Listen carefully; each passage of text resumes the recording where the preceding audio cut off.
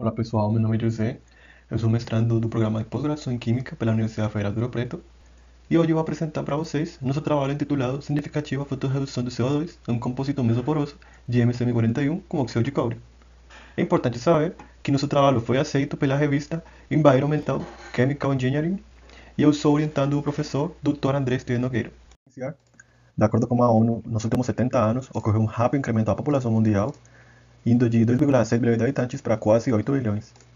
Por conta disso, o uso de combustíveis fósseis aumentou drasticamente, ocasionando com isso o incremento das concentrações do CO2, contribuindo diretamente aos gases de efeito estufa e causando alguns problemas ambientais, como o aquecimento global, derretimento dos polos, aumento do nível do mar e problemas da agricultura.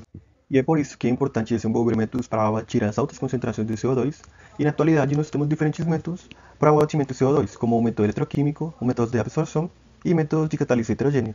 E dentro da catálise heterogênea, nós temos a fotocatálise, que é um dos métodos mais promissores que nós temos atualmente. E a fotocatálise consiste basicamente na absorção de fótons por um semicondutor, onde ocorrem duas reações simultâneas, que é a oxidação e a redução.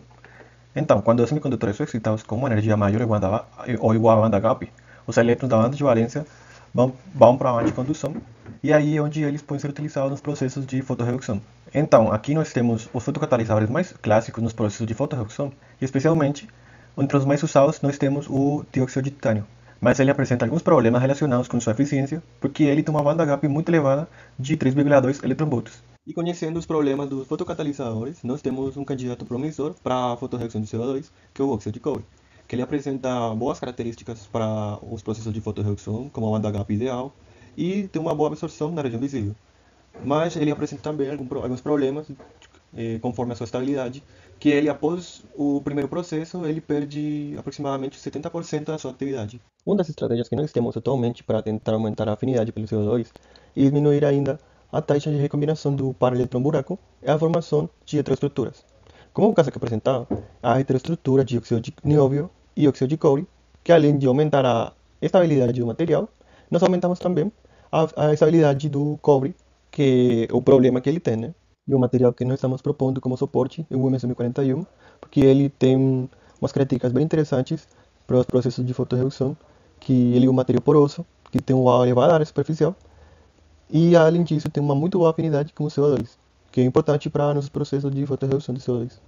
Passando para os objetivos, nós temos como objetivo principal sintetizar e caracterizar os fotocatalisadores à base de MSM41, modificado com cobre para aplicação dos processos de fotocatálise. E como objetivo específico, nós temos sintetizar a heteroestrutura, caracterizar, estruturar morfologicamente e estudar a atividade e seletividade dos fotocatalisadores.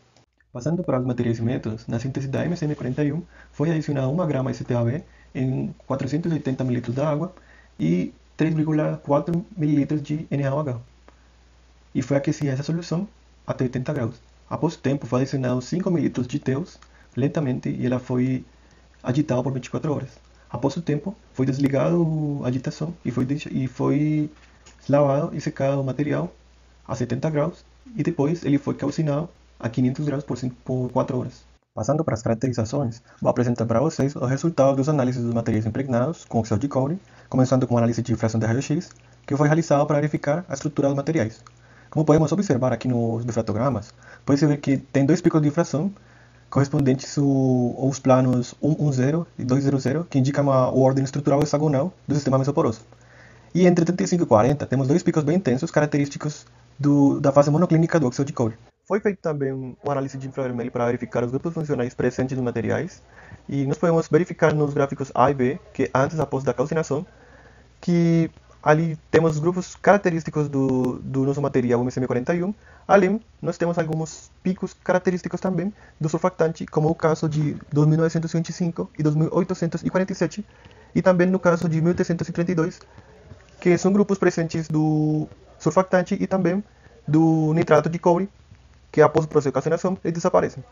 Nós fizemos também uma análise de reflectância difusa para determinar a banda gap dos nossos materiais, e nós podemos identificar no gráfico A que temos a banda gap de 4,6 eletronvolts para o material MSM41. Por enquanto, quando o material já foi adicionado o óxido de cobre, sua banda gap foi diminuindo drasticamente. Nesse caso, foi de 1,73, 1,91 e 1,97 para cada um de nossos materiais.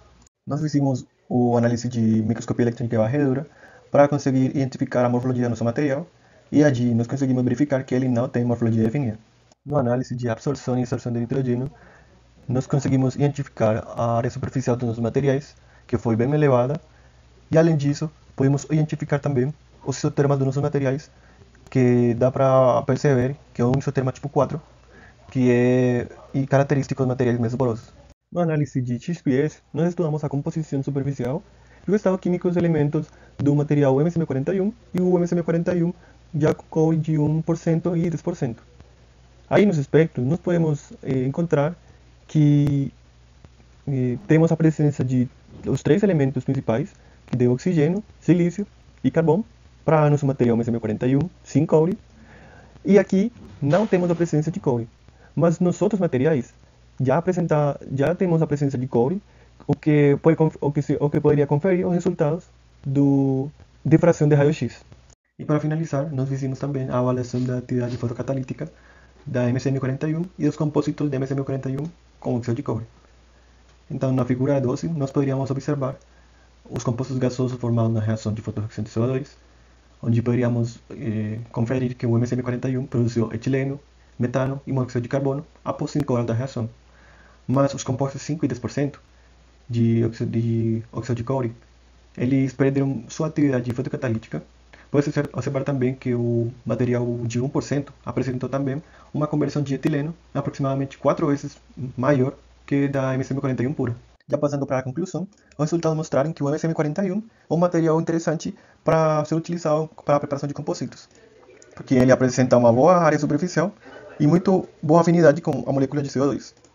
E por outra parte, após a incorporação do óxido de cobre na estrutura de MSM41, ele melhorou muito a sua atividade e a seletividade para a produção de etileno e metano. Já para finalizar, eu gostaria de agradecer a todas as instituições que participarem e financiarem também nossa pesquisa. E muito obrigado pela atenção.